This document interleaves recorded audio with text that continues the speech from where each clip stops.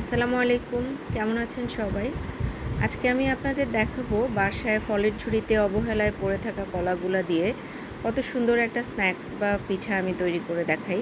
এবং এটা খেতে খুবই মজাদার। আপনারা দেখতে পাচ্ছেন এই কলাগুলো যেগুলো কালো কালো হয়ে যায়, এটা বাসার কেউই খেতে চায় না, তখন শেষ পর্যন্ত ফেলে দিতে হয়। তো এই কলাগুলো দিয়েই আমি খুবই মজাদার একটা স্ন্যাক্স বা পিঠা তৈরি করে দেখাবো আপনাদেরকে। এটা ছোট বড় সবাই খেতে খুবই পছন্দ করবে এবং বোঝাই যাবে না এটা আপনি এই ধরনের কলা দিয়ে বানিয়েছেন। তো আমি এখানে 7টা কলা নিয়ে নিয়েছি, আর আমি হাফ কাপ চিনি এবং 1 চিমটি লবণ নিয়ে নিলাম। এটা ভালোভাবে ম্যাশ করে নিতে হবে, একদম মিশিয়ে নিতে হবে। তো আমি মিশিয়ে নিচ্ছি, পুরোটা মিশানো হয়ে গেছে। এবারে আমি 1.5 টেবিল চামচ গুঁড়া দুধ দিয়ে দিচ্ছি। 1.5 টেবিল চামচ গুঁড়া দুধ দেওয়ার পরে এটা আমি এর সাথে কিছু এলাচ গুঁড়া দিয়ে দিচ্ছি। এলাচের ফল 6-7টা ফল আমি নিয়েছি, সেটা একদম গুঁড়া করে নিয়েছি। তো এটা মিশিয়ে দিচ্ছি, আর একটু ভ্যানিলা এসেন্স দিয়ে দিচ্ছি। এতে স্মেলটা অনেক ভালো আসে, বাচ্চারা অনেক পছন্দ করে। আমি এটা পুরোটা ভালোভাবে মিশিয়ে নিব। আর এই স্ন্যাক্সটা সাধারণত এই বেশি পাকা কলা দিয়ে করলেই মজা লাগে। তো এখানে আমি হাফ কাপ আটা নিয়ে নিচ্ছি, চালের আটা। চালের আটাটা হাফ কাপ দেওয়ার কারণ যে উপরটা একটু ক্রিস্পি হবে এই কারণে।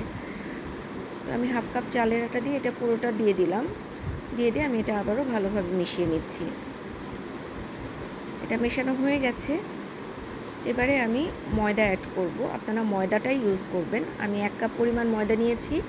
আমি একটু একটু করে মেশাবো, পুরোটা একবারে দিব না, কারণ পুরোটা একবারে দিলে তখন শক্ত হয়ে যেতে পারে।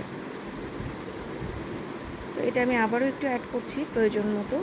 আর এই কনসিস্টেন্সিটা তালের পিঠা আমরা যেটা বানাই সেই কনসিস্টেন্সির মতো করে করলেই হবে। যখন ওরকম হবে তখন বোঝা যাবে ভাজার উপযোগী হয়ে গেছে। আমি আগেই প্যান বসিয়ে দিয়েছিলাম তেল দিয়ে। তো আমি পিঠাগুলো দিয়ে দিয়েছি। এবার পিঠাগুলো আমি একটু কাঠি দিয়ে ওলটপালট করে দিচ্ছি, সব দিকে যেন ভালোভাবে কুক হয়। এই জন্য হালকা ব্রাউন কালার আসা পর্যন্ত অপেক্ষা করব। এভাবে ওলটপালট করে দিব মাঝে মাঝে।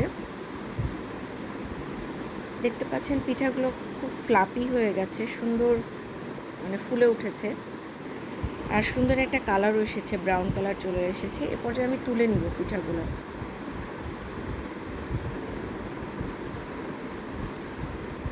পিঠাগুলো আমি তুলে নিব এখন। কত সুন্দর একটা কালার এসেছে দেখেন।